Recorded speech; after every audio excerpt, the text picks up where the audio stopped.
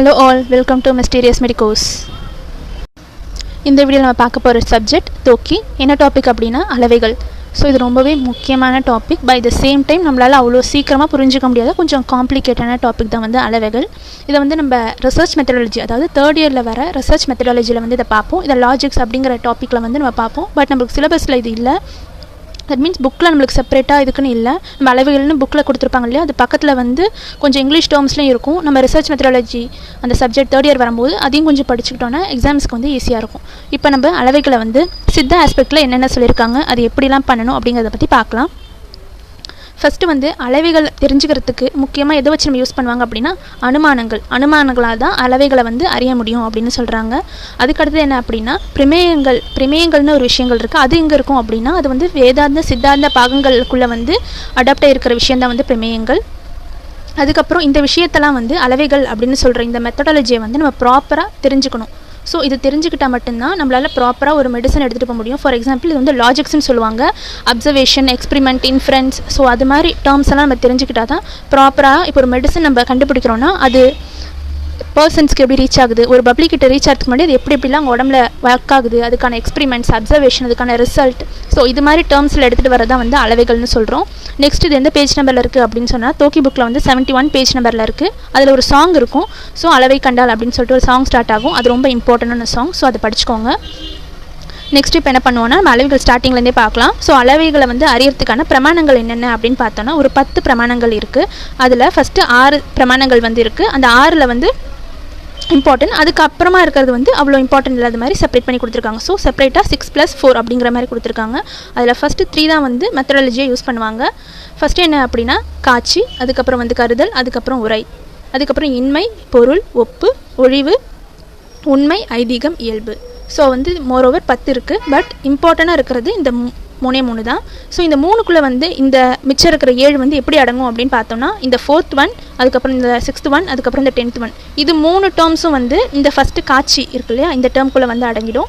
Next வந்து இந்த காட்சி, அடுத்தது வந்து கருதல் இருக்கு இல்லையா, இந்த கருதல் வந்து 5th ஒன் இந்த பொருள்லையும், அதுக்கப்புறம் 7th ஒன் இருக்கிற உண்மை, அதுக்கப்புறம் வந்து 8th ஒன் இருக்கிற உண்மையும் 7th ஒன் இருக்கிற ஒழிவு. இந்த 3 டேர்ம்குள்ளே வந்து இந்த 5, 7, 8 இது 3 விஷயங்களும் வந்து செகண்ட் டேர்ம்குள்ளே வந்து அடங்கிடும். நெக்ஸ்ட் வந்து ஆகமம், அதாவது உரை அப்படிங்கிறது வந்து ஐதீகம், இந்த விஷயத்துக்குள்ளே வந்து இந்த உரையில் வந்து அடங்கிடும். ஸோ இதுதான் வந்து மொத்தம் 10 விஷயங்கள் இருக்குது. இதில் 1 by 1 நம்ம பார்க்கலாம். ஃபஸ்ட்டு காட்சினா என்ன, கருதல்னா என்ன, உரைனா அப்படின்னு சொல்லிட்டு ஒன்று நம்ம ஃபஸ்ட்லேருந்து இப்போ பார்க்கலாம். ஃபஸ்ட்டு காட்சின்னு சொல்கிறது என்ன அப்படின்னா, இப்போ ஒரு ஃப்ளார் நம்ம ஆல்ரெடி பார்த்துருப்போம். ஆனால் அதுக்கப்புறமா அதை நம்ம பார்க்காம அதோட வாசனையை மட்டுமே வச்சு இதுதான் அந்த ஃப்ளார் தான், இப்போ ஒரு மல்லிகைப்பூ வாசனையோ இல்லை ரோஸோட அந்த வாசனையோ இல்லை பர்ஃப்யூம் ஏதாவது ஸ்மெல் பண்ணால் இது இந்த ரோஸோட ஃப்ராக்ரன்ஸ் தான், இல்லை லாவெண்டரோட ஃப்ராக்ரன்ஸ் தான் அப்படின்னு நம்மளால் கண்டுபிடிக்க முடியுதுன்னா அந்த காட்சி. ஓகேவா, அந்த மெத்தடாலஜி வச்சு தான் நம்மளால் வந்து ஒரு விஷயத்தை தெரிஞ்சுக்க முடியுது. ஸோ இந்த டேர்முக்கு பேர் தான் வந்து காட்சி அப்படின்னு சொல்கிறோம். இதை வந்து பிரத்யாபக்ஷம் அப்படின்னு சொல்லலாம். நெக்ஸ்ட் என்ன அப்படின்னா கருதல். ஸோ கருதல் அப்படின்னு சொல்கிறது என்ன அப்படின்னா ஒரு விஷயத்தை வந்து படிக்கிறோம், ஒரு வேர்டை வந்து நம்ம படிக்கிறோம். ஸோ ஒரு விஷயத்தை பற்றி நம்ம தெரிஞ்சுக்கிறோம் அப்படின்னா நெக்ஸ்ட் அந்த வேர்டு நம்மளுக்கு திரும்பி ரீகால் ஆகும்போது இந்த இடத்துலேருந்து நம்ம படித்தோம், இந்த விஷயத்துலேருந்து நம்ம இதை தெரிஞ்சுக்கிட்டோம் அப்படின்னு நம்மளுக்கு ஆட்டோமேட்டிக்காக ஞாபகம் வரும். ஸோ அந்த விஷயத்தை தான் வந்து கருதல். இந்த டேர்மில் வந்து கருதலுக்கான எக்ஸாம்பிள் இது தான். நெக்ஸ்ட் 3rd ஒன் என்ன அப்படின்னா உரை, அதாவது ஆகமம்னு சொல்கிறது என்ன அப்படின்னா நம்ம கர்ம முயற்சினால நம்மளுக்கு நல்லதோ கெட்டதோ, ஓகேவா, இந்த ஜென்மத்தில் நம்மளுக்கு நல்லது நடந்தாலும் கெட்டது நடந்தாலும் என்ன சொல்லுவாங்க, நம்ம பழைய முன் ஜென்மத்தில் நம்ம பண்ண கர்மத்தால் தான் நம்மளுக்கு இந்த விஷயம்லாம் நடக்குது அப்படின்னு சொல்லுவாங்க இல்லையா. ஸோ அந்த டேர்முக்கு பேர் தான் வந்து உரை, அதாவது ஆகமம் அப்படின்னு சொல்லுவோம். அடுத்தது 4th ஒன் என்ன அப்படின்னா அபபாவம். ஸோ அபாவம் அப்படின்னு சொல்கிறது என்ன அப்படின்னா சீதளம் இல்லைன்னு பனி இல்லை, அதாவது கூலிங்னஸ் இல்லை அப்படின்னா கோல்டு, அதாவது ஸ்னோவும் இல்லை அப்படின்னு நம்மளால் எடுத்துக்க முடியும். ஸோ இந்த டேர்முக்கு பேர் தான் அபாவம் அப்படின்னு சொல்லுவோம். 5th ஒன் என்ன அப்படின்னா அருந்தாபத்தினா என்னென்னா ஃபஸ்ட்டு இதில் என்ன சொல்லியிருக்காங்க அப்படின்னா பகல் உண்ணான் பெருத்திருப்பான் அப்படிங்கிற ஒரு டேர்ம் எடுத்துகிட்டு வராங்க. தட் மீன்ஸ் காலையில் சாப்பிட மாட்டுறாங்க, பட் அவங்க பார்க்க ஃபேட்டியாக இருக்காங்க அப்படிங்கிற மாதிரி ஒரு டேர்ம் எடுத்துகிட்டு வராங்க. ஸோ அப்படின்னா நம்ம என்னென்னு புரிஞ்சுக்கணுன்னா, அப்போ காலையில் சாப்பிட்னாலும் அவங்க ஃபேட்டாக இருக்காங்க அப்படின்னா அவங்க நைட் டைமில் வந்து ஒளிஞ்சு சாப்பிட்றாங்க, அதாவது நைட் டைமில் அவங்க ஃபுட் சாப்பிட்றாங்க, அதனால தான் அவங்கள ஃபேட்டியாக மாறுறாங்க அப்படிங்கிற டேர்மை நம்ம இதில் புரிஞ்சுக்க முடியும். ஸோ இந்த மாதிரி டேர்மை தான் வந்து அருந்தாபத்தி அப்படின்னு சொல்லுவோம். 6th ஒன் என்ன அப்படின்னா உபமானம்னு சொல்கிறது என்ன டேர்மில் இதில் சொல்கிறாங்கன்னு ஃபஸ்ட்டு பார்ப்போம்.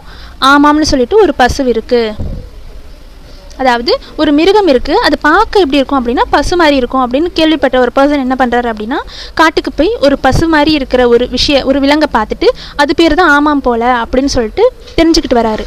ஸோ இந்த டேர்முக்கு பேர் தான் வந்து உபமானம் அப்படின்னு சொல்லுவாங்க. 7th ஒன் என்ன அப்படின்னா ஒழிவு. அதாவது வந்து இப்போ ராமருக்கும் ராவணனுக்கும் வந்து ஃபைட் நடக்குது, அதாவது ஒரு போர் நடக்குது. அப்போ என்ன ஆகுதுன்னா ராமர் வந்து வின் பண்ணுறாரு, ராவணன் வந்து தோத்துடுறாரு. இந்த டேர்மில் வந்து ஃபஸ்ட்டு இதில் என்ன அவங்க மென்ஷன் பண்ண பார்க்குறாங்கன்னா ராமா வின் பண்ணிட்டாரு அப்படின்னு நம்ம இதில் மென்ஷன் பண்ண உடனே நம்ம அதுக்கு அடுத்தது என்ன புரிஞ்சுக்கணும் அப்படின்னா அப்போ ராவணா தோத்துட்டாரு அப்படிங்கிற டேர்மையும் நம்ம வந்து தெரிஞ்சுக்கணும். ஸோ இதுதான் வந்து ஒழிவுங்கிற ஸ்டேட்மெண்ட்டில் சொல்ல வராங்க. நெக்ஸ்ட்டு 8th ஸ்டேட்மெண்ட் என்ன அப்படின்னு பார்த்தோன்னா உண்மை. இப்போ 1000ல் வந்து 100 இருக்குது அப்படின்னு சொல்கிறது உண்மை தானே. ஆனால் அவங்க சொல்லியிருக்க ஸ்டேட்மெண்ட்டோட மெத்தடாலஜி பார்க்குறாங்களா, இந்த மாடுலேஷனில் இருக்க ஸ்டேட்மெண்ட்டை வந்து உண்மை அப்படின்னு சொல்லுவாங்க. 9th ஒன் என்ன அப்படின்னா ஐதீகம். அதாவது இப்போ ஆலமரத்தில் வந்து பேய் இருக்குது அப்படின்னு எல்லாரும் சொல்கிறாங்க அப்படின்னு தெரிஞ்சுக்கிறது வந்து ஒரு ஐதீகம். இது எல்லாராலையும் பிலீவ் பண்ணக்கூடிய ஒரு விஷயம். அது உண்மையாக பொய்யான்னு யாருக்கும் தெரியாது, பட் எல்லாராலையும் இது பிலீவ் பண்ணுவாங்க. ஸோ அது மாதிரி டேர்மை வந்து ஐதீகம் அப்படின்னு சொல்லுவோம். நெக்ஸ்ட்டு லாஸ்ட் ஒன் என்ன அப்படின்னு பார்த்தோன்னா இயல்பு.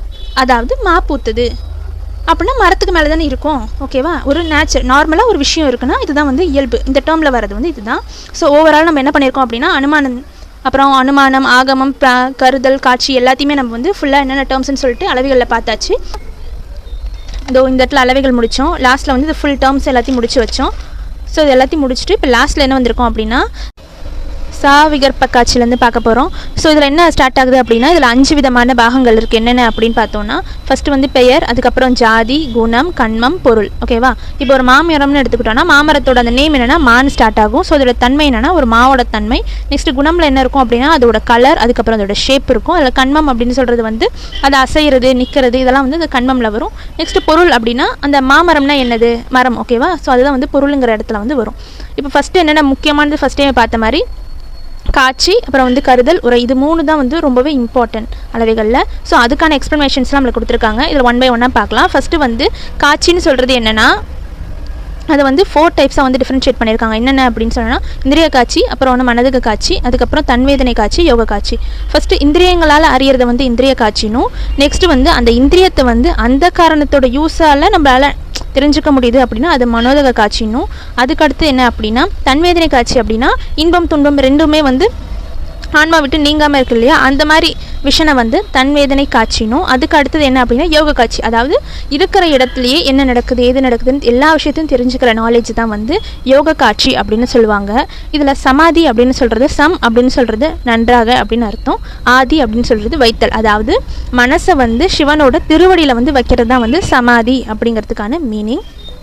செகண்ட் ஒன் என்ன அப்படின்னு பார்த்தோன்னா கருதல். கருதல்லையும் கரெக்டாக வந்து 3 டைப்ஸ் இருக்குது. நம்ம 1 by 1 பார்க்கலாம். ஃபஸ்ட்டு என்ன அப்படின்னா இயல்பது அப்படின்னா யூஸ்வலாக இருக்கிற டேர்மை தான் வந்து இயல்பது அப்படின்னு சொல்லுவாங்க.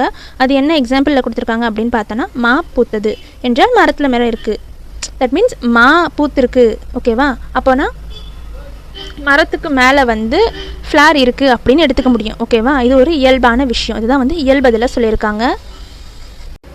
இதில் செகண்ட் ஒன் என்ன அப்படின்னா காரிய எது. அதாவது காரியத்தினால உண்டாகிற அந்த டெர்மினாலஜி என்ன சொல்லுவாங்க அப்படின்னா காரிய எது அப்படின்னு சொல்லுவாங்க. இதுக்கு என்ன எக்ஸாம்பிள் வந்திருக்கு அப்படின்னா புகை இல்லை அப்படின்னா அந்த இடத்துல நெருப்பும் இல்லை அப்படிங்கிறதுக்கான மீனிங். ஃபார் எக்ஸாம்பிள் ஒரு இடத்துல புகைக்குது அப்படின்னா அந்த இடத்துல வந்து ஃபயர் இருக்குது, இல்லைனா இனிமேல் வந்து ஃபயர் ஆக போகுது அப்படின்னு தெரியும். ஸோ புகைன்னு சொல்கிறது தான் காரணம். ஒரு விஷயத்துக்கு காரணமாக எடுக்கக்கூடிய ஒரு டேர்மை தான் வந்து காரிய ஏது அப்படின்னு சொல்கிறாங்க. அதுக்கு அடுத்தது என்ன அப்படின்னா அனுபலத்தேது. அதாவது கூலிங்னஸ். அதாவது நம்மளுக்கு வந்து சீதளம் இல்லை அப்படின்னா பனியும் இல்லை, கூலிங் இல்லை அப்படின்னா அந்த இடத்துல ஸ்னோவோ இல்லை வேறு ஏதாவது கூலிங்கான விஷயங்களோ இல்லை அப்படின்னு சொல்ல வராங்க, ஓகேவா. ஸோ இதுதான் வந்து தேர்ட் டேர்ம். இப்போ நம்ம 3வது டைப்பில் என்ன அப்படின்னு பார்க்க போகிறோன்னா ஆகமம் அதுனா உரைன்னு அர்த்தம். ஸோ இதில் வந்து ஒரு 3 டைப்ஸ் இருக்குது. என்னென்ன அப்படின்னா தந்திரக்கலை இருக்குது, மந்திரக்கலை இருக்குது, உபதேச கலை இருக்குது. ஃபஸ்ட்டு தந்திரக்கலையிலேருந்தே பார்க்கலாம். ஃபஸ்ட்டு வந்து தந்திரக்கலை, அதாவது அந்த கிரியாசக்தி அது மாதிரி தந்திர விஷயங்களை நம்ம தெரிஞ்சுக்கிறது, அதாவது கிரியாசக்தி இது மாதிரி விஷயங்களெல்லாம் வந்து போதிக்கிறது தான் வந்து தந்திரக்கலை அப்படின்னு சொல்லுவோம். அடுத்தது என்ன அப்படின்னா மந்திரக்கலை. அதாவது மந்திரங்களை வந்து ப்ராப்பராக மனசில் வந்து அடக்கி காடை நினச்சி ஃபுல்லாக மெடிடேட் பண்ணி அந்த யோக நிலைகளை வந்து மந்திரக்கலை அப்படின்னு சொல்லுவோம். தேர்ட் விஷயம் என்ன அப்படின்னா உபதேசக்கலை. அதாவது காடை பற்றின டேர்ம்ஸ், ஸோ அவர் எப்படி இருக்கார், அவர் எப்படி தெரிஞ்சுக்கலாம், அது மாதிரி நிறைய விதமான டேர்ம்ஸ் இருக்கும், ஓகேவா. ஸோ அந்த எல்லா டேர்ம்ஸையுமே நம்ம ப்ராப்பராக தெரிஞ்சுக்கிற கலையை தான் வந்து உபதேசக்கலை அப்படின்னு சொல்லுவோம். ஸோ இப்போ நார்மலாக அளவைகள்னு எடுத்தோன்னா அதில் என்னென்ன இருக்கும் அப்படின்னா காட்சி, கருதல், உரை, இந்த 3 டேர்ம் இருக்கும். 3 டேர்முக்கான டிஃப்ரென்சியேஷன் வித் அதோட எக்ஸாம்பிள்ஸும் பார்த்தாச்சு. லாஸ்ட்டாக என்ன இருக்குது அப்படின்னா பிரமாணங்கள். ஸோ பிரமாணங்கள் அறியப்படுறதுக்கு 2 விதமான பிரமேயங்கள் இருக்குது அப்படின்னு சொல்லிட்டு புக்கில் சொல்லியிருக்காங்க. அது என்னென்ன 2 பிரமேயங்கள் அப்படின்னு பார்த்தோன்னா, ஃபஸ்ட்டு ஒன்று என்ன அப்படின்னா தன்னியல்பு, நெக்ஸ்ட் என்ன அப்படின்னா பொது இயல்பு. ஸோ தன்னியல்பு அப்படின்னு சொல்கிறது என்னென்னா, இப்போ இலுப்பைன்னு இருக்குது, ஓகேவா? இலுப்பை வந்து ஒரு வேறு ஜாதி. ஸோ அதுக்கப்புறம் மா அப்படின்னு சொல்கிறது வேறு ஜாதி. ஸோ இந்த 2 விஷயத்தையும் தவிர்த்துட்டு தேமா அப்படின்னு ஒரு புது டேர்ம் வந்துடுது அப்படின்னா அது வந்து தன்னியல்பு காட்சி, ஓகேவா? ஸோ தன்னியல்பு அப்படின்னு சொல்லுவோம். செகண்ட் என்ன அப்படின்னா பொது இயல்பு. ஸோ பொது இயல்பில் என்ன வரும் அப்படின்னா அந்நிய சாதியாக இருக்கிற அந்த இலுப்பையும் அதை இக்னோர் பண்ணிவிட்டு, அதாவது அதை ஒழிச்சிட்டு தன்னோட சாதியாக இருக்கிற மாவோட பேரை மட்டுமே பொதுவாக வைக்கிறத வந்து பொது இயல்பு அப்படின்னு சொல்லுவாங்க, ஓகேவா? இதெல்லாம் நல்லா புரிஞ்சுக்கணும். ஸோ தன்னியல்புன்னு சொல்கிறது 2 அந்நிய சாதியுமே விட்டுருவாங்க, அதில் எந்த சாதி இருக்கோ தன்னோட சாதியும் விட்டுருவாங்க. ஸோ இதில் சாதின்னு சொல்கிறது வந்து நம்ம நினைக்கிற ஜாதி இல்லை, அதோட டேர்ம், அது எந்த டேர்மை செய்து, அது பிளான்ட்டா இல்லை ட்ரீயா இல்லை ஹர்பா அப்படிங்கிற அந்த டேர்மை தான் வந்து இங்கே ஜாதி அப்படின்னு சொல்லியிருக்காங்க. ஸோ அதான் இலுப்பையை விட்டுட்டு மாவையும் விட்டுட்டு செப்பரேட்டாக ஒரு புது டேர்ம் கொடுத்துருக்காங்க, அதான் தேமா, ஓகேவா? ஸோ அதே மாதிரி இதில் என்ன சொல்லியிருக்காங்க அப்படின்னா இதில் இலுப்பையை மட்டும் விட்டுட்டு அதோட ஓன் டேர்ம் இருக்கு இல்லையா? ஸோ அந்த இருக்கிற டேர்மில் இருக்கிற மாவை வந்து மாமரம் அப்படின்னு சொல்லிட்டு அதுக்கான நேமை வந்து கொடுத்துட்டாங்க. இதுதான் வந்து பொது இயல்பு காட்சி, அதாவது பொது இயல்பு, இது வந்து தன்னியல்பு. ஸோ 2 விதமான விஷயங்களை தான் வந்து பிரமேயங்கள் அப்படின்னு சொல்லுவாங்க. இது எதுக்கு யூஸ் ஆகும் அப்படின்னா பிரமாணங்களை வந்து அறியறதுக்காக தான் இந்த பிரமேயங்கள், இந்த 2 பிரமேயங்களும் யூஸ் ஆகும். ஸோ ஓவராலாக நம்ம வந்து அளவைகளை ஃபுல்லாக பார்த்தாச்சு. ஸ்டார்டிங் வந்து அளவைகள்னால் என்ன, அதோட டேர்ம்ஸ், அதுக்கோட எக்ஸ்ப்ளனேஷன்ஸ் எல்லாத்தையும் ஃபர்ஸ்ட் பார்ட்டில் பார்த்தாச்சு. செகண்ட் பார்ட்டில் வந்து ஒவ்வொரு டைப்புக்கான மீனிங்கோட ஃபுல்லாக பார்த்தாச்சு. லாஸ்ட்டில் வந்து பிரமேயங்களோட முடியுது. ஸோ இதோட வந்து அளவைகள் பார்ட் 2 வீடியோ கம்ப்ளீட் ஆகுது. இது மாதிரி வேறு ஏதாவது டாபிக்ஸில் நான் வீடியோ போடுனாலும் இல்லாட்டி இந்த டாப்பிக்கில் உங்களுக்கு ஏதாவது டவுட்ஸ் இருந்தாலும் நீங்கள் கீழே கமெண்ட் பண்ணுங்கள். முடிஞ்ச அளவுக்கு சீக்கிரமாகவே நான் வீடியோஸ் அப்லோட் பண்ணுறேன். தேங்க்யூ ஃபார் வாட்சிங்.